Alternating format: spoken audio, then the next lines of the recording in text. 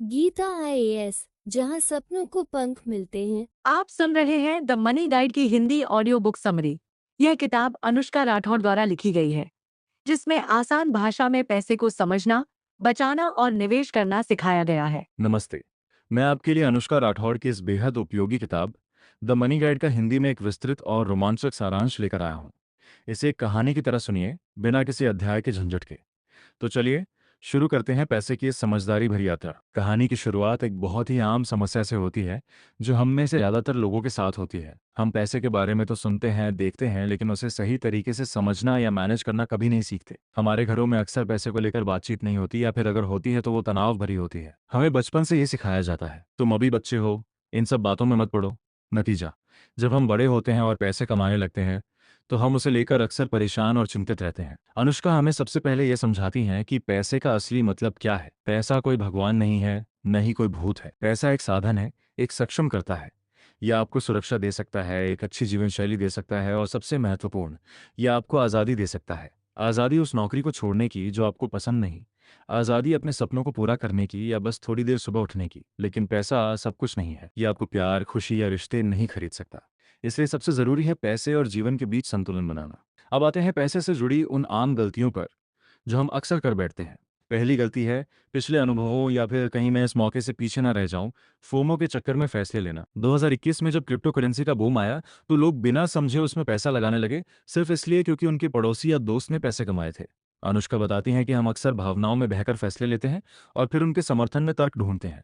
दूसरी गलती है अवास्तविक उम्मीदें रखना। जैसे फिटनेस के लिए अगले सोमवार का इंतजार करना, वैसे ही हम पैसे बचाने को भी टालते रहते हैं। तीसरी और सबसे खतरनाक गलती है लाइफस्टाइल इन्फ्लेशन।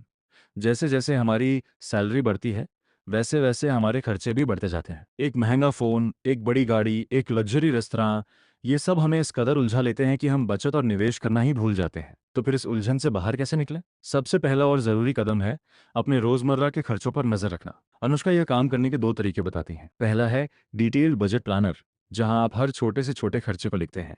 अपने बैंक और क्रेडिट कार्ड स्टेटमेंट डाउनलोड करें, देखें कि पैसा कहाँ जा रहा है।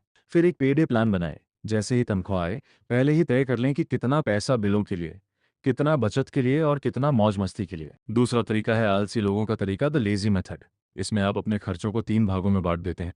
एक मेन बैंक अकाउंट से फिक्स्ड खर्चे जैसे किराया या ईएमआई, दूसरा यूपीआई या डिजिटल वॉलेट से रोज़मर्रा के खर्चे, और तीसरा क्रेडिट कार्ड से बड़े लेकिन अनियमित खर्चे जैसे शॉपिंग या डिनर। इस तरह आपको हर चीज़ का हिसाब लिखने की ज़रूरत नहीं, बस महीने के अंत में देखना है कि तीनों जगह कुल कितना खर्च हुआ। अब बात करते हैं सबसे डरावने विषय पर, कर्ज।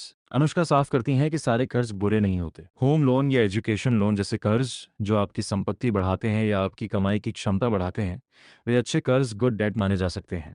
वहीं क्रेडिट कार्ड का बकाया या लग्जरी आइटम के लिए लिया गया लोन बुरा कर्ज है। सबसे पहले अपनी नेट डेट पोजीशन देखें, यानी आपकी कुल संपत्ति एसेट्स में से आपकी कुल देनदारियां लायबिलिटीज निकाल कर देखें कि आप पर कर्ज का कितना बोझ है।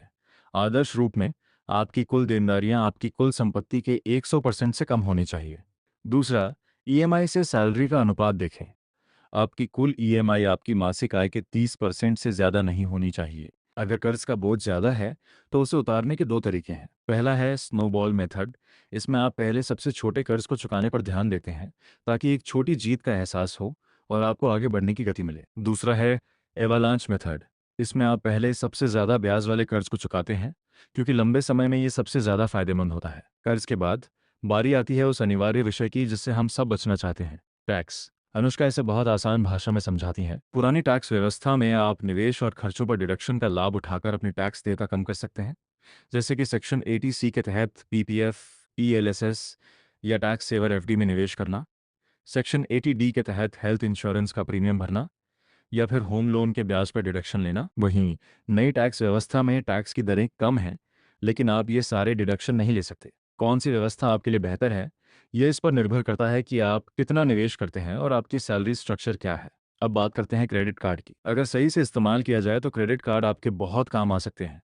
Cashback, reward points, airport lounge access, fuel surcharge waiver.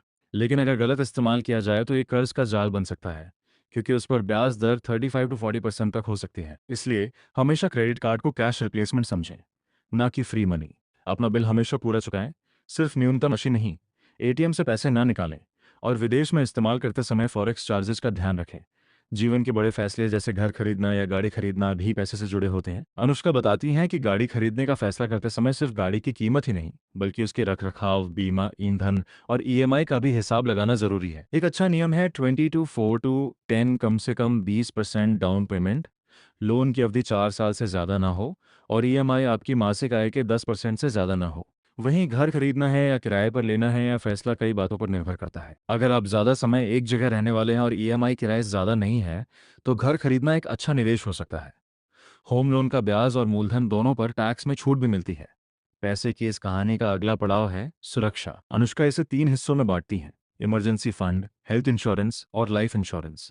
Emergency fund आपकी वह ढाल है जो अचानक आई मुसीबत जैसे नौकरी जाना, बीमारी या गाड़ी खराब होना से आपको बचाती है। ये फंड आपकी कम से कम 6 to 12 महीने के खर्च के बराबर होना चाहिए और इसे लिक्विड फॉर्म में रखना चाहिए, जैसे बचत खाते, स्वीप इन एफडी या लिक्विड म्यूचुअल फंड में। वहीं हेल्थ इंश्योरेंस आपके लिए और आपके परिवार के लिए बेहद ज़रूरी है। अकेले अपने ऑफिस के बीमा पर निर्भर न रहें, क्योंकि वह नौकरी जाते ही खत्म हो जाता है। पॉलिसी खरीदते समय को पे, वेटिंग पीरियड, सब लिमिट और डे केयर प्रोसीजर जैसी बातों का ध्यान रखें। फैमिली फ्लोटर प्लान लेना अक्सर ज़्यादा किफ़ायती होता है, लेकिन इसमें यह ध्यान रखें कि एक बार किसी एक सदस्य के इलाज में पैसा खर्च हो जाए तो बाकी परिवार के लिए कवर कम हो जाता है। लाइफ इंश्योरेंस का सीधा सा मतलब है कि अगर आप नहीं रहें तो आपके परिवार को आर्थिक तंगी का सामना ना करना पड़े। टर्म इंश्योरेंस इसका सबसे सस्ता और सीधा रास्ता है। ये सिर्फ बीमा है, निवेश नहीं। अनुष्का सलाह देती हैं कि आपको उन योजनाओं से बचना चाहिए जो बीमा और निवेश को मिलाती हैं, क्योंकि इनमें ना तो सही बीमा मिलता है और ना ही सही रिटर्न। आपको कितना बीमा लेना चाहिए, यह निकालने के लिए एक आसान फॉर्मूला है। परिवार के सालाना खर्च को 20 से गुणा करें, उसमें बड़े खर्चे जैसे बच्चों की पढ़ाई और कर्ज जोड़ें, और जो भी बचत या निवेश आपके पास पहले से है उसे घटा दे। पैसे की सुरक्षा के बाद अब बारी है उसे बढ़ाने की। यहाँ हम निवेश की दुनिया में कदम रखते हैं। सबसे पहले हमें यह समझना होगा कि जोखिम रिस्क क्या है। सीधे शब्दों में यह संभावना है कि आपका निवेश या तो नुकसान में जाए या फिर उतना रिटर्न न दे पाए जितनी आपको उम्मीद थी। जोखिम इसलिए लेना पड़ता है क्योंकि कम जोखिम वाले निवेश जैसे एफडी कम रिटर्न देते हैं और ज़्यादा जोखिम वाले निवेश जैसे शेयर ज़्यादा रिटर्न दे सकते हैं। आपको कितना जोखिम लेना चाहिए, यह इस बात पर निर्भर करता है कि आपके लक्ष्य से आप कितनी दूर हैं। अगर लक्ष्य नज़दीक है तो सुरक्षित निवेश करें, अगर दूर है तो थोड़ा जोखिम ले सकते हैं। निवेश का पहला चरण है फिक्स्ड डिपॉजिट या एफडी।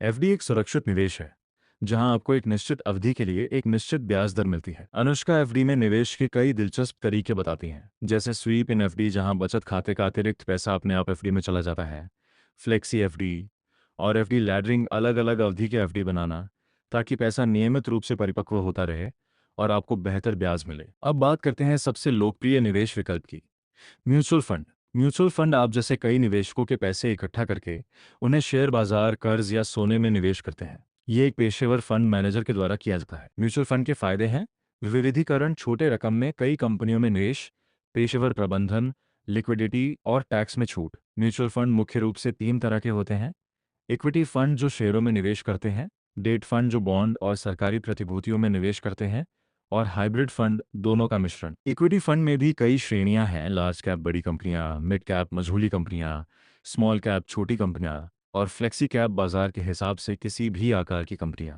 लेकिन सही म्यूचुअल फंड कैसे चुनें, अनुष्का इसके लिए एक स्टेप बाय स्टेप प्रक्रिया बताती हैं। पहले, फंड का एयूएम एसेट्स अंडर मैनेजमेंट देखें, 1 अरब रुपए से ज़्यादा होना चाहिए। दूसरा, कम से कम 10 ईयर्स का रिटर्न हिस्ट्री देखें। तीसरा, फंड का बेंचमार्क से तुलना करें, क्या फंड लगातार बेंचमार्क से बेहतर प्रदर्शन कर रहा है। चौथा, फंड मैनेजर में बदलाव देखें, बार बार मैनेजर बदलना अच्छा संकेत नहीं। पांचवा, पोर्टफोलियो टर्नओवर रेशियो देखें, ये कम होना चाहिए। और आखिरी, टॉप 10 होल्डिंग्स का प्रतिशत देखें, ये 40% से ज़्यादा नहीं होना चाहिए। पैसा बढ़ाने का एक और जरिया है सोना, लेकिन अनुष्का सलाह देती हैं कि सोने के आभूषण निवेश के लिए अच्छे नहीं होते, क्योंकि उनमें गढ़ाई चार्ज, मेकिंग चार्जेस काफ़ी ज़्यादा होता है। इसके बजाय sovereign gold bond, SGB, gold ETF या डिजिटल गोल्ड बेहतर विकल्प हैं। इनमें बनावटी चार्ज नहीं होता, स्टोरेज की समस्या नहीं होती और एसजीबी पर 2.5% का अतिरिक्त ब्याज भी मिलता है और कैपिटल गेन्स टैक्स भी नहीं लगता अगर आप इसे मैच्योरिटी तक रखते हैं। आखिरी निवेश विकल्प है रियल एस्टेट, लेकिन सीधे रियल एस्टेट में निवेश करना महंगा और कम लिक्विड है। इसका एक अच्छा विकल्प है रिट्स, REITs। रिट्स ऐसी कंपनियां हैं जो बड़े बड़े कमर्शियल प्रॉपर्टीज जैसे ऑफिस बिल्डिंग, मॉल को खरीदती हैं और उन्हें किराए पर देती हैं। आप रीट्स के यूनिट्स को स्टॉक एक्सचेंज से खरीद सकते हैं, जैसे कोई शेयर खरीदते हैं। इस तरह आप छोटे पैसे में बड़े रियल एस्टेट में निवेश कर सकते हैं। अब आपके पास पैसे को समझने, बचाने, सुरक्षित रखने और बढ़ाने की पूरी कहानी है।